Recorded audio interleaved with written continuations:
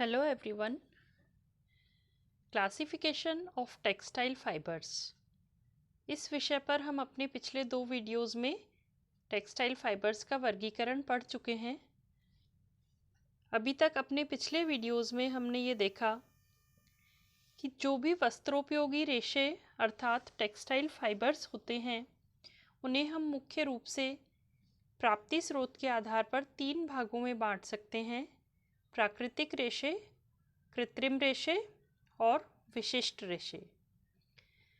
प्राकृतिक रेशे जो प्रकृति से प्राप्त होते हैं ये भी 3 प्रकार के होते हैं: वानस्पतिक रेशे, जांतव रेशे और खनिज रेशे।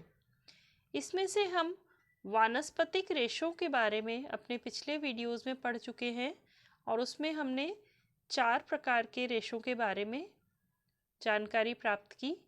ये थे बीज वाले, तने वाले, पत्तों वाले और फल वाले रेशे। आज के वीडियो में हम इसके आगे जांतव रेशे और खनिज रेशों के बारे में और कुछ कृत्रिम रेशों के बारे में जानकारी प्राप्त करेंगे। जांतव रेशे अर्थात वो रेशे जिन्हें जानवरों से प्राप्त किया जाता है। इनमें 2 रेशे प्रमुख हैं, ऊन और रेशम। सबसे पहले हम जानते हैं ऊन के बारे में। आप सभी जानते हैं कि भेड़ के बालों से जो रेशे प्राप्त होते हैं उनको ऊन कहा जाता है। ये रेशे अपेक्षाकृत मोटे होते हैं, इनमें क्रिम्स होते हैं यानी ये घुंघराले होते हैं और इसकी सतह पर छोटे छोटे बाल जैसी संरचनाएं अर्थात स्केल्स भी होते हैं। जानवरों से प्राप्त रेशे प्रोटीन के बने होते हैं और ऊन के रेशे की गुणवत्ता यानी उसकी क्वालिटी और उसकी श्रेणी अर्थात ग्रेड कि वो किस तरह का है, किस ग्रेड का है, वो निर्भर करता है भेड़ की प्रजाति पर। भेड़ को जो भी पोषण मिल रहा है यानी उसको कुछ जो खाने के लिए पदार्थ मिल रहे हैं उन पदार्थों की क्वालिटी पर, उनकी मात्रा पर, भेड़ किस जलवायु में रह रहे हैं उस पर भी ऊनी रेशे की क्वालिटी निर्भर करती है और साथ ही भेड़ के शरीर के किस भाग से ऊन प्राप्त की जा रही है यह भी उसकी क्वालिटी को प्रभावित करता है। ऊनी रेशों में जो गुण होते हैं उसमें उनकी प्रत्यास्थता और प्रतिस्कंदता, उनकी इलास्टिसिटी और रेजिलियंसी, ये दोनों गुण बहुत अच्छे होते हैं और इसीलिए ऊनी रेशों में या ऊनी रेशों से बने वस्त्रों में कभी भी सलवटें नहीं पड़ती हैं। ये बहुत अच्छे सलवट रोधी वस्त्र होते हैं। और इसके साथ साथ क्योंकि इसकी सतह पर छोटे छोटे स्केल्स होते हैं, रोएं जैसी संरचनाएं, और ये एक दूसरे के साथ में उलझ करके एयर पॉकेट्स बना लेती हैं और ये जो एयर पॉकेट्स बनती हैं ये ताप की कुचालक होती हैं। इसीलिए ऊष्मा का कुचालक होने के कारण इनका प्रयोग सर्दियों में पहनने वाले वस्त्रों में अधिक किया जाता है। ऊनी रेशे बहुत अधिक मजबूत नहीं होते और भीगने पर इनकी मजबूती कम भी हो जाती है। ऊनी रेशों में एक बहुत ही विशेष गुण पाया जाता है और उसको कहा जाता है सेल्फ एक्सटिंग्विशिंग प्रॉपर्टी। इसका मतलब है कि जब ऊनी रेशे को हम आग की तरफ ले जाते हैं तो ये आग से बचने का प्रयास करता है यानी अपने आप को जलाने से रोकता है, आग से दूर खिसक जाता है या श्रिंक हो जाता है। और जब हम इसको आग से बाहर निकालते हैं तब ये स्वयं ही अपनी आग को बुझा देता है या अपने आप बुझ जाता है। इस प्रवृत्ति को कहा जाता है सेल्फ एक्सटिंग्विशिंग प्रॉपर्टी। ऊनी रेशों का उपयोग सर्दियों में पहनने के वस्त्र जैसे jacket, suit, sweater, coat, hat आदि और ठंड से बचाने के लिए कंबल, कारपेट, अपहोल्स्टरी आदि के निर्माण के लिए किया जाता है। ऊनी रेशे और उससे बनने वाले वस्त्रों का विस्तार पूर्वक अध्ययन हम अगले वीडियोज़ में करेंगे। अगला रेशा जो जंतुओं से प्राप्त होता है वो है रेशम। रेशम का रेशा बॉम्बिक्स मोरी नाम के रेशम के कीट से प्राप्त होता है। ये जो कीड़े होते हैं रेशम का कीट या बॉम्बिक्स मोरी, ये कोकून की अवस्था में अपनी लार को अपने शरीर के चारों ओर लपेटते रहते हैं।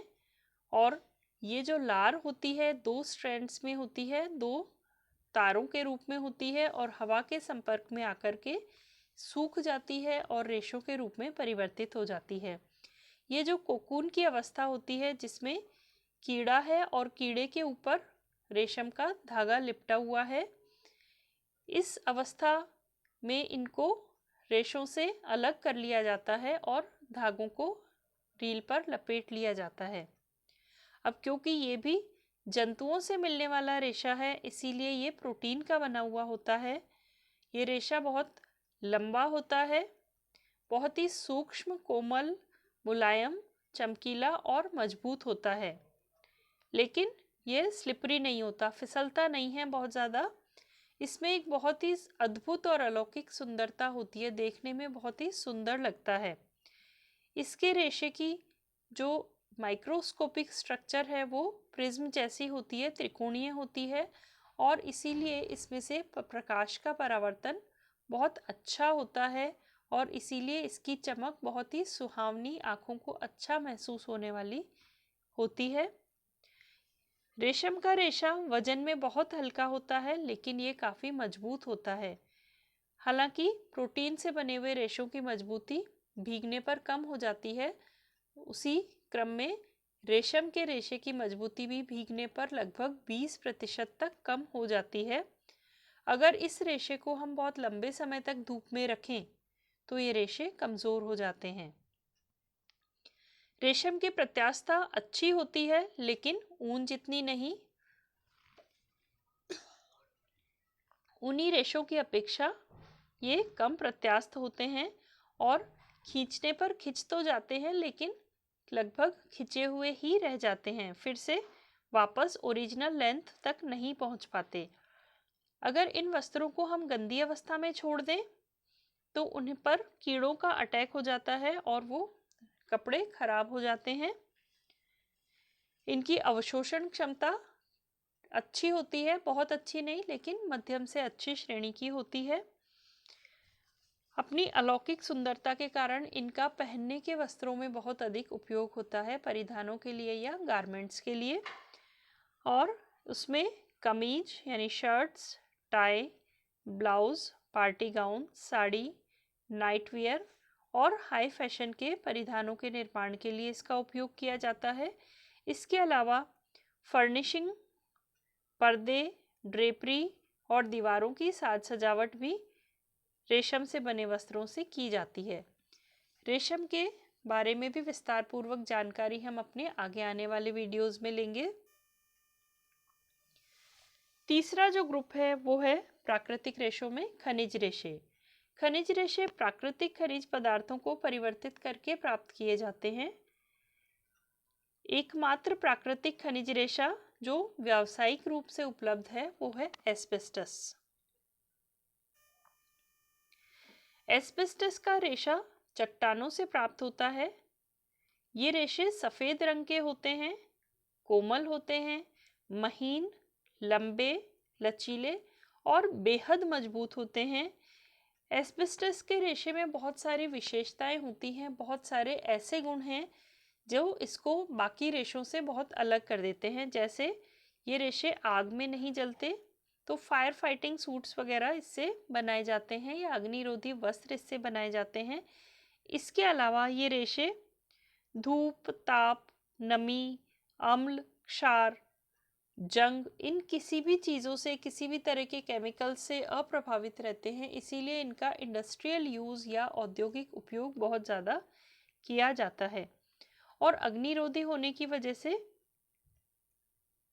एस्बेस्टस के रेशों से fire fighting suit, theatre curtains और ध्वनिरोधी वस्त्र बनाए जाते हैं। अब हम बढ़ते हैं टेक्सटाइल फाइबर्स के दूसरे मेजर ग्रुप कृत्रिम रेशे या आर्टिफिशियल फाइबर्स की तरफ। कृत्रिम रेशे या आर्टिफिशियल फाइबर्स ये सामान्य रूप से सेल्यूलोज को परिवर्तित करके या प्रोटीन या फिर कुछ रासायनिक पदार्थों को रासायनिक या यांत्रिक विधियों से संश्लेषित करके बनाए जाने वाले पॉलीमर से प्राप्त किए जाते हैं। पहले पॉलीमर का संश्लेषण या सिंथेसिस किया जाता है और फिर उस पॉलीमर को स्पिन रेट के छिद्रों के बीच से एक्सट्रैक्ट करते हैं या निष्कर्षित करते हैं। फिर उसे सुखा लिया जाता है और फिलामेंट्स के रूप में प्राप्त कर लिया जाता है। स्पिन रेट एक ऐसा उपकरण है जिसमें बहुत सारे छेद बने होते हैं। इसके ऊपर पॉलीमर का घोल डाला जाता है और उन छेदों के बीच में से उस घोल को एक्सट्रैक्ट किया जाता है। कृत्रिम रेशों के निर्माण के लिए जिन रॉ मटेरियल का या कच्चे पदार्थों का प्रयोग किया जाता है, उनकी प्रकृति के आधार पर इन्हें और आगे वर्गीकृत किया जाता है। ये रेशे सामान्य तौर पर प्राकृतिक रेशों की अपेक्षा अधिक मजबूत होते हैं, टिकाऊ होते हैं, जल्दी से गंदे नहीं होते, इनको साफ करना काफ़ी आसान होता है और प्राकृतिक रेशों की बजाय इनकी देखभाल कम करनी पड़ती है। इनको भी फर्दर 2 ग्रुप्स में बांटा जा सकता है, मानवकृत रेशे यानी मैनमेड फाइबर्स और संश्लेषित रेशे यानी सिंथेटिक फाइबर्स। मानवकृत रेशे जो मानव के द्वारा निर्मित होते हैं, रॉ मटेरियल प्राकृतिक होता है और उनसे रासायनिक प्रक्रियाओं के द्वारा रेशे बनाए जाते हैं। ये सेल्यूलोजिक होने के कारण इन्हें कहा जाता है मानवकृत सेल्यूलोजिक रेशे। मानवकृत सेल्यूलोजिक फाइबर्स प्राकृतिक सेल्यूलोज को परिवर्तित करके प्राप्त किए जाते हैं। ये वो रेशे होते हैं जिन्हें प्रकृति से प्राप्त पदार्थों जैसे कॉटन लिंटर्स, कागज की लुगदी या पल्प, पेड़ के तने या कपास के छोटे रेशों की सेल वॉल यानी कोशिका भित्ति के सेल्यूलोज पर रासायनिक क्रियाओं के द्वारा बनाया जाता है। अब क्योंकि नाम से स्पष्ट है और इनके रॉ मटेरियल से भी स्पष्ट है, ये रेशे सेल्यूलोज से बने होते हैं और इस ग्रुप के अंदर रेयॉन के रेशे को सम्मिलित किया जाता है। ये रेयॉन का रेशा बहुत अधिक चमकीला होता है और अपनी चमक के कारण ही इसे कृत्रिम रेशम या आर्टिफिशियल सिल्क भी कहा जाता है। रेयॉन के रेशे 3 प्रकार के होते हैं जो कि इनके रॉ मटेरियल पर आधारित 3 प्रकार इसके बताए गए हैं। ये है नाइट्रोसेल्यूलोज रेयॉन, क्यूप्रामोनियम रेयॉन और विस्कस रेयॉन। प्राकृतिक रूप से रेयॉन पॉलीमर से बनाया जाता है। ये पॉलीमर प्राकृतिक सेल्यूलोजिक रेशों से मिलते जुलते होते हैं। रेयॉन का रेशा ना तो पूर्ण रूप से शुद्ध संश्लेषित रेशा है और ना ही पूर्ण रूप से प्राकृतिक रेशा है, क्योंकि इसमें रॉ मटेरियल तो प्राकृतिक है लेकिन इसके निर्माण की विधि संश्लेषण है या कृत्रिम है, इसीलिए ये दोनों के बीच की एक अवस्था है। इसकी 3 वैरायटीज़ होती हैं जिनके बारे में अपने पिछली स्लाइड में देखा था और हर एक वैरायटी की अपनी अपनी विशेषताएं होती हैं। जैसा उसका रॉ मटेरियल है उसके हिसाब से इनके गुण निर्धारित होते हैं। रेयॉन का रेशा चिकना होता है, कोमल होता है और आरामदायक होता है। इसकी चमक और अवशोषण क्षमता बहुत अधिक होती है और इसकी चमक बहुत अधिक होने के कारण आंखों में चुभती है और इसीलिए इसके निर्माण के समय पर इसमें कुछ विमंदीकारक पदार्थ यानी चमक कम करने वाले पदार्थ डीलस्चरिंग एजेंट्स मिलाने पड़ते हैं। अपने आकार को बनाए रखने में ये बहुत अधिक सफल नहीं होते, यानी इनकी डायमेंशनल स्टेबिलिटी बहुत अच्छी नहीं होती और ख़ास करके ये बहुत सिकुड़ जाते हैं जब ये गीले होते हैं। ये बहुत अधिक टिकाऊ नहीं होते, इनकी प्रत्यास्थता अर्थात इलास्टिसिटी भी कम होती है और सामान्य रूप से ये काफ़ी कमज़ोर होते हैं। इनका प्रयोग blouse, dresses, jacket, inner garments यानी अंतर्वस्त्र, अस्तर, सूट, नेकटाई आदि परिधानों के लिए, इसके अलावा चादर, बेड स्प्रेड, कंबल, खिड़की और दरवाज़ों के लिए, पर्दे, ड्रेपरी, टॉवल, और दूसरी अपहोल्स्टरी के निर्माण के लिए किया जाता है।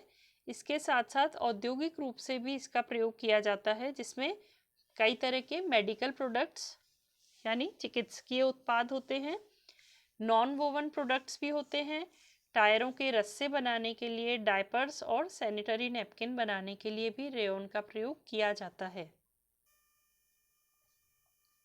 दूसरे सेल्यूलोजिक रेशे में आते हैं परिवर्तित सेल्यूलोजिक रेशे यानी मॉडिफाइड सेल्यूलोजिक फाइबर्स।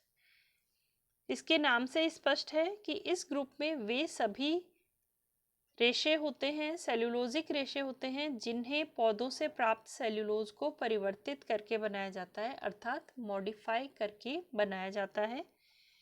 इनके निर्माण की प्रक्रिया में सेल्यूलोज पर रासायनिक प्रक्रियाएं करवाई जाती हैं और उससे एक बहुत हाई क्वालिटी का, उच्च कोटि का पॉलीमर घोल बनाया जाता है। फिर उस घोल को किसी नोजल या स्पिनरेट से निष्कर्षित करते हैं, एक्सट्रैक्ट करते हैं और फिर उसे सुखा करके ठोस फिलामेंट के रूप में प्राप्त किया जाता है। इस ग्रुप में एसीटेट और ट्राई एसीटेट रेशे सम्मिलित किए जाते हैं।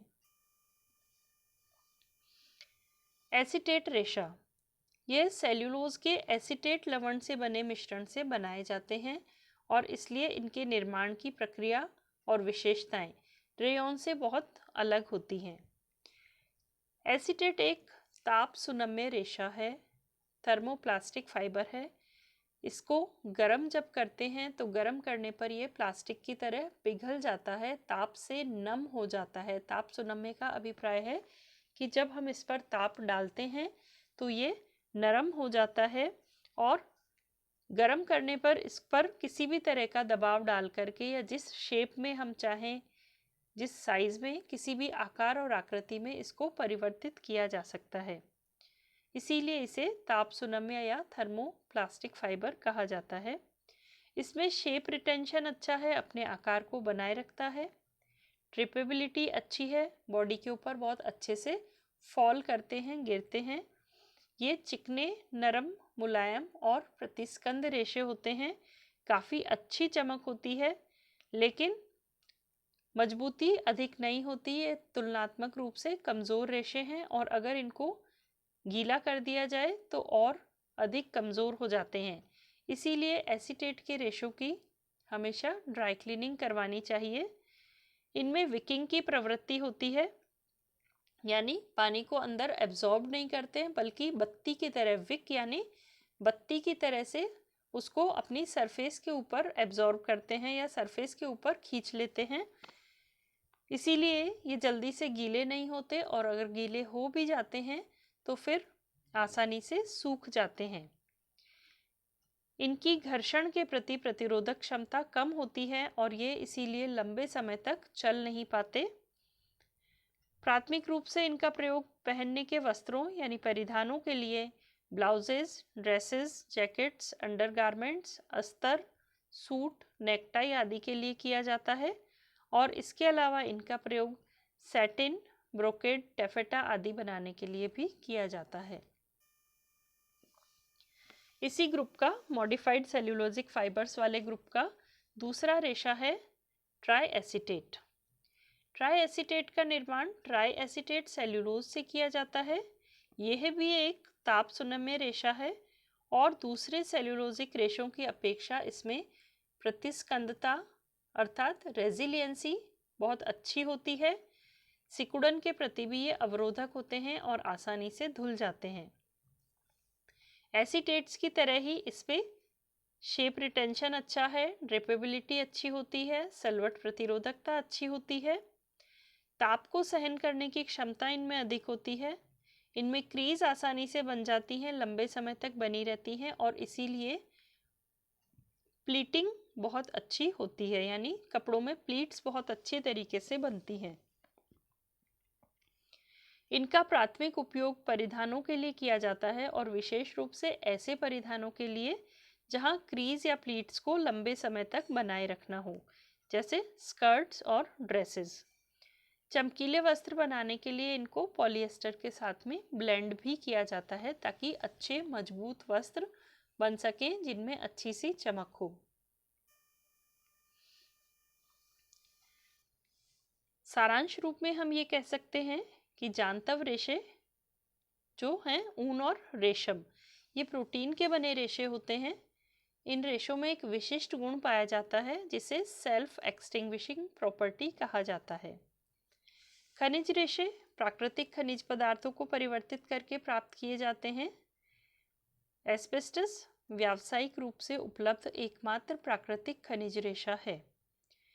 कृत्रिम रेशे सामान्य रूप से परिवर्तित सेल्यूलोज, प्रोटीन अथवा रासायनिक पदार्थों के यांत्रिक और रासायनिक विधियों से संश्लेषण से बनाए गए पॉलीमर को स्पिन रेट के छिद्रों के बीच से एक्सट्रैक्ट करके प्राप्त किए जा सकते हैं। आशा है कि आपको ये क्लासिफिकेशन समझ में आ रहा होगा। जो इमेजेस हमने इस वीडियो में दिखाई हैं उसके लिए हम गूगल इमेजेस के आभारी हैं। Keep learning, keep sharing.